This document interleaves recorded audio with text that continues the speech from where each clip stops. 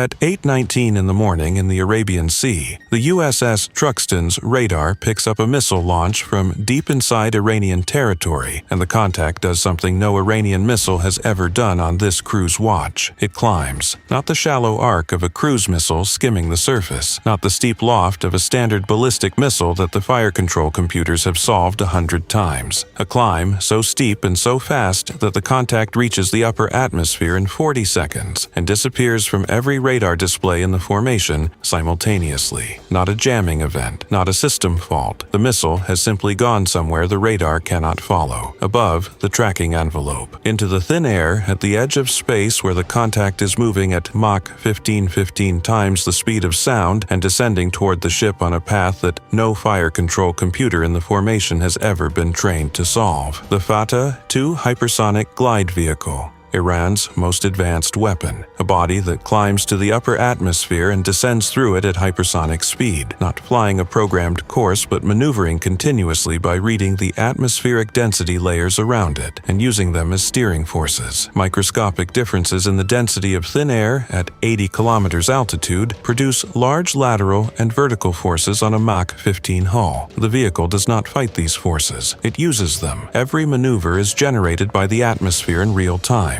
No two passes on the same trajectory produce the same path. The fire control computers begin building an intercept solution at 8:19. They need a projected position 4 seconds ahead. Every intercept system ever built works this way. Project the position. Send the interceptor there. The weapon arrives. The interceptor is already there. The Fateh II is not at the projected position. It is 40 meters left and 300 meters lower, having used a density gradient at 81 kilometers to deflect laterally in a direction no model predicted because the maneuver was not programmed.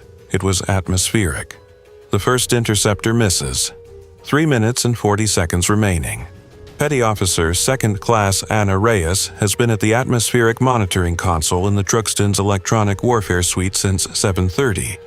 Her console tracks the electromagnetic environment, solar interference, radio frequency anomalies, radar propagation conditions. Not weapons, not tactical threats. The kind of watch that exists quietly in the background of every transit and is never consequential. At 8:19, the moment the Fateh II disappears above the radar's tracking envelope, Reyes is the only operator on the ship whose equipment is still receiving data on the vehicle. Not radar, not infrared, atmospheric data.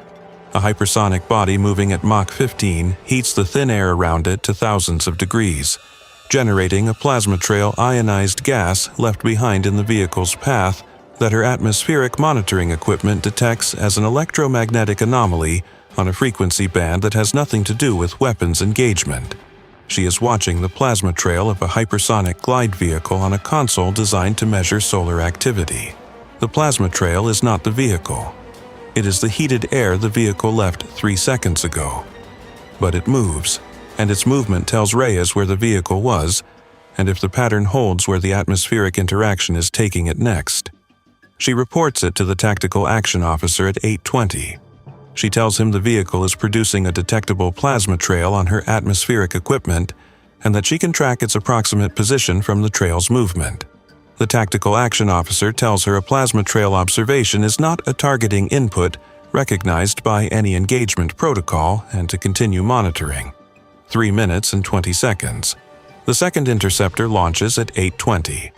The fire control computers project a position based on the vehicle's last observed heading at 73 kilometers altitude. The Fateh II passes through a density layer and deflects 11 degrees south. The second interceptor misses by 60 meters. 2 interceptors expended. 2 misses. The vehicle descending through altitude no radar can track and no model can predict. To understand why every intercept solution the Truxtun's fire control computers build will be wrong, you need to understand one thing about how hypersonic atmospheric maneuvering works and why it defeats every predictive model ever written for a surface-to-air intercept system. Every intercept model starts from the same assumption the target follows rules. Ballistic missiles follow the rules of gravity and drag. Cruise missiles follow their programming. Both categories are solvable because the physics that govern them are consistent and can be extrapolated forward with high confidence from observed data. The Fata, too, follows the rules of the atmosphere. And the atmosphere at 80 kilometers altitude is not consistent. It is a fluid system with density layers that shift with temperature, solar activity, latitude, and time of day in combinations that cannot be modeled in advance. The vehicle's guidance system does not correct for these variations. It accepts them. It reads what the atmosphere offers in real time and makes steering decisions accordingly. The result is a trajectory that is genuinely unpredictable, not because the physics are unknown, but because the specific atmospheric conditions that generate each maneuver cannot be calculated in advance from the surface. The fire control computers are solving for a missile that does not exist. They are projecting the position of a vehicle that follows predictable rules onto the path of a vehicle that follows real-time atmospheric physics. Every solution they produce is precisely wrong in a way that cannot be corrected by accumulating more data about a weapon that generates different data every second. 3 interceptors expended between 8:20 and 8:22. 3 misses. The vehicle at 62 kilometers altitude and descending. At 8:22, 20 Shahed drone contacts appear on the eastern bearing. Visible, trackable, demanding interceptors from the formation's escort simultaneously with the Fata 2 engagement above. The drone wave is not designed to reach the destroyer. It is designed to ensure that when the Fata 2 descends to an altitude where something changes, where the physics of the atmosphere begin to produce consistent rather than random effects, the formation has fewer interceptors available to exploit that window. 3 minutes became 2. 2 became 1.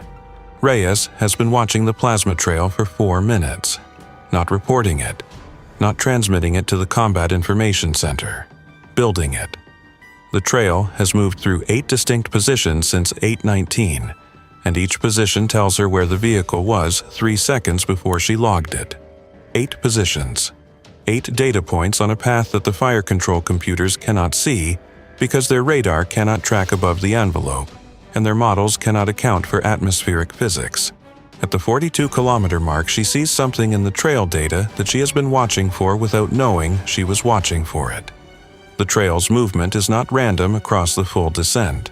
At the transition zone, the altitude band between the upper and lower atmosphere where the air changes from near vacuum to meaningful density, the vehicle deflects consistently southward. Not the same number of degrees every time. Between 8 and 14 degrees south, but always south. Because the physics of the transition zone at this latitude at this time of morning produce a consistent southward force on any body of this shape moving at this speed. The force varies in magnitude but not in direction. The atmospheric maneuvering that makes the Fata too unpredictable at 80 kilometers becomes directionally consistent at the transition zone. Not fully predictable. Consistently southward. Reyes transmits at 8:24. Not through the standard reporting chain, directly to the Combat Information Center's tactical display in the format used for targeting corrections.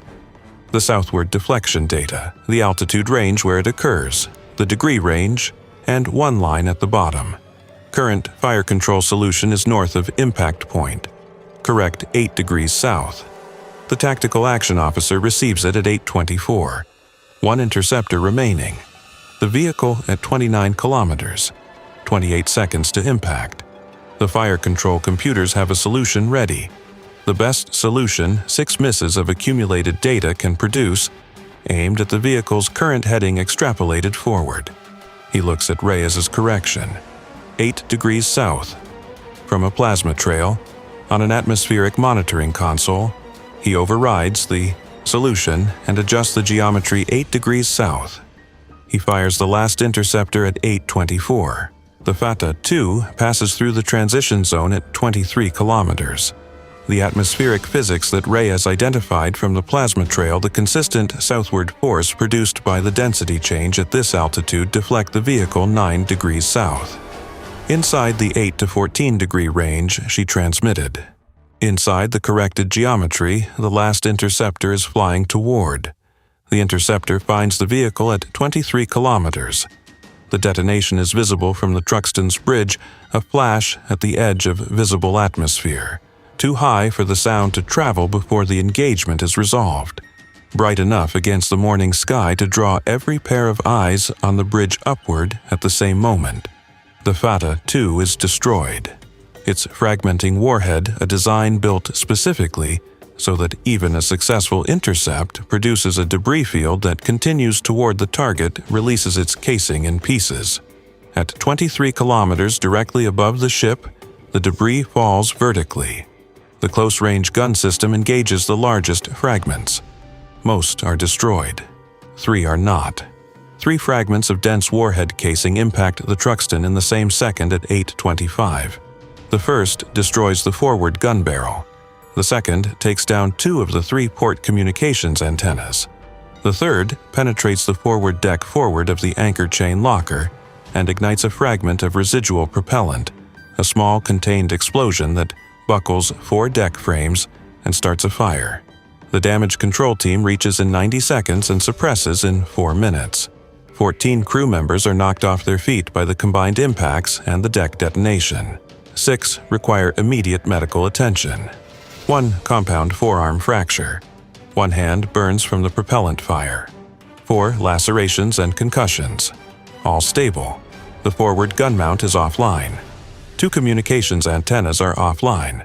The forward deck section is sealed. The Fatah, too, did not hit the ship. Its debris did. The difference between those 2 outcomes is 1 interceptor adjusted 8 degrees south from a targeting correction that no engagement protocol has ever recognized as a valid input. The drone wave is defeated between 8:22 and 8:34. 20 contacts, 12 interceptors. All 20 destroyed. The Truxtun's close-range gun handles the final 4 contacts in the last 3 minutes, while the damage control teams are still working the forward deck fire. The launch facility that fired the Fatah, too, identified from the vehicle's own launch emissions during its climb phase, is struck at 9:51 by 2 precision weapons authorized at 9:43. The mobile launcher and its support infrastructure are gone. Reyes writes her atmospheric log at 9:38. Plasma trail detected at 8:19. Southward deflection pattern identified at transition zone altitude. Deflection data transmitted at 8:24. Interceptor geometry corrected 8 degrees south. Contact destroyed at 8:25. Then one line her commanding officer kept in the final report. The weapon cannot be predicted. The atmosphere it flies through can. Iran built the Fatah, too, around one fundamental insight that took 11 years to engineer into a flyable weapon. A missile that follows atmospheric physics rather than a programmed course cannot be defeated by any intercept system built around predictive modeling, because predictive modeling requires consistent rules, and atmospheric physics at hypersonic speed are not consistent. They are fluid, variable, genuinely unpredictable. The insight was correct. 5 interceptors proved it correct. 5 solutions built from the best fire control data any ship in the fleet carries, each one precisely wrong in a direction the next solution could not correct, because the next atmospheric interaction was different from the last. The weapon failed at 8:25 because the atmospheric physics that make it unpredictable at high altitude become directionally consistent at one specific altitude band, the transition zone where thin air becomes dense air, and one operator watching a plasma trail on a solar monitoring console had 4 minutes to identify that consistency and transmit it in time for one corrected interceptor to reach a geometry that 6 uncorrected ones had missed. 4 minutes, 8 degrees, 1 console, 1 interceptor. The Truxtun is operational. The forward gun mount will be replaced at the next port call. The communications array is running on its remaining antenna. The forward deck is sealed and under assessment. The 6 crew members in the medical bay will be evaluated for return to duty over the next 48 hours. The plasma trail data Reyes accumulated during the engagement is in an intelligence distribution that went to every ship in the fleet at noon. Every atmospheric monitoring console on every American destroyer now carries a standing order watch for plasma trails from fast-moving upper atmosphere contacts and report deflection patterns at the transition zone altitude band to the Combat Information Center immediately. The Fatah 2 atmospheric maneuvering that 5 intercept solutions could not solve is now a documented phenomenon with a known directional tendency at a known altitude. The consistency that Iran's engineers did not intend the unavoidable physics of the transition zone that produce a southward force on every body of this shape at this speed is the most studied atmospheric data point in the United States Navy as of this morning. Iran built a weapon that cannot be predicted. They built it correctly. The atmosphere it flies through has physics it cannot avoid, and the physics left a trail.